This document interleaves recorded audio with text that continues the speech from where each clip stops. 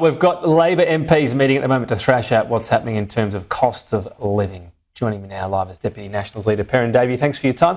Look, you're one of the more sort of sensible and less tribal MPs out there. Do you really have a big issue with Labor getting together and meeting? Because the word is there could be major change to stage 3 tax cuts. I mean, if that happens or if something else happens, doesn't the whole party need to tick off on it? Well, yes, but during COVID, we managed to run the entire parliament via Zoom. I heard Amanda Richworth on the news wires this morning saying you can't do parliament via Zoom. That's why they're getting together at the cost of $500,000, $500,000 Australian taxpayers' dollars during a cost of living crisis. And they're saying you can't do this via Zoom. Well, we did it during COVID. We do it all the time now. Parliamentary committees do a lot of their work and their hearings via Zoom. Often we have people zooming into meetings.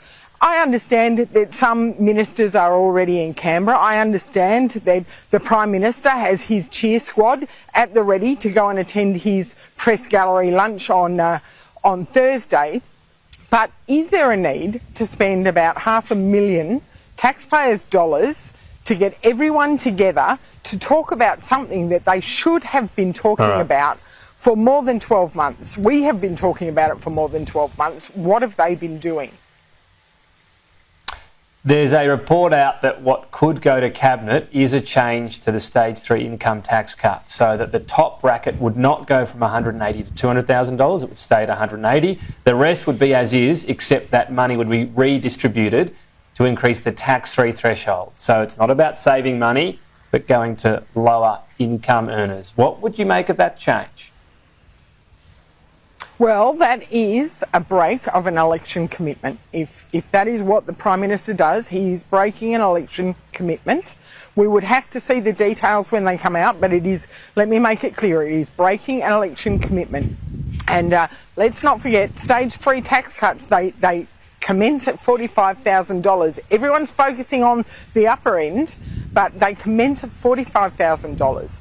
And if the government wants to do something, what about re-implementing the low to middle income tax offsets that our government put in place that Labor trashed?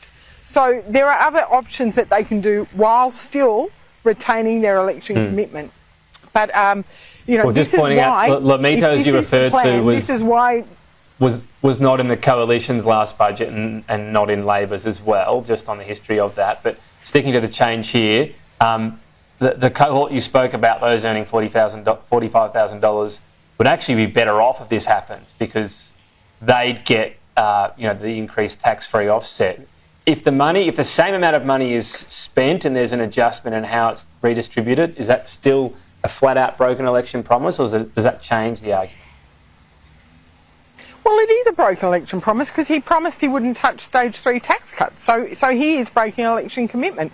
And let's also not forget, any increase into the tax-free threshold, everyone gets. We all get the tax-free threshold. So we all get it. So by saying it is a focus on low income earners, well, it is everyone. So, I mean, more money in the pockets of everyone, whereas stage 3 tax cuts were very specifically for between $45,000 to $200,000 income earners. So, you know, we would need to see the detail. We would absolutely need to see the detail, but it is a backflip on the election commitment that the Prime Minister made to the people before going to the last election. These take effect, whatever tax cuts there are, on July 1. Is it a big enough promise for the Coalition to say, well, if that's what you want to do and this was so crucial to the last election, hold a new one, to have the authority to do so? Well, I mean, if you have a new election prior to July 1, that is, we've got to talk about a full Senate election, I believe. I can't remember the exact details, but I think that's a big ask to do it before July. The other alternative is that the Prime Minister actually, if they're going to make these massive changes and if they're going to insist on them applying from July 1, they need to very clearly explain to the Australian public why they have changed their position from the last election, why they're breaking election promise, and how they're going to make it up to the Australian people. So I guess that's the question from the Coalition's point of view. Will you talk only of that broken election promise, or would you look at what is being offered and look at it in terms of fairness? Do you think it's a worthy debate at least? A fair bit's changed since these tax cuts were handed down, or legislated, I should say, many years ago. Well, yes, a lot has changed since these tax cuts were legislated, and one of the things that has changed is the increased bracket creep and the fact that more and more people are finding themselves in the upper tax brackets through no fault of their own, but just through bracket creep. So that actually means that these tax cuts are even more justified now than they were when they first passed Parliament. All right. Just finally on the supermarket inquiry the government's called, just interested in, the sides of this, because being in the regions, I'm sure you're cognizant of farmers, producers. If the supermarket margins aren't, out of this world and they're pretty reasonable, would the call ultimately mean better prices for farmers but higher prices for consumers? Is that a possibility out of all of this? Well, we need to understand where the costs are. So we are seeing the supermarkets record massive profit margins, huge profits in their annual reporting.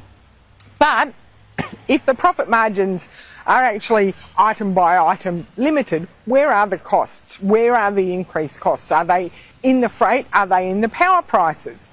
We know supermarkets face the rising power prices, so do the abattoirs, and so do other steps in the production chain. We need to understand all of that so that we can have a line of sight. But yes, farmers are price takers, and it would be really good if farmers somehow, without too much harm to the consumers, but could pass on their increasing costs, just like other steps in the food production chain are able to do. Okay. Perrin Davey, appreciate your time there. Thank you.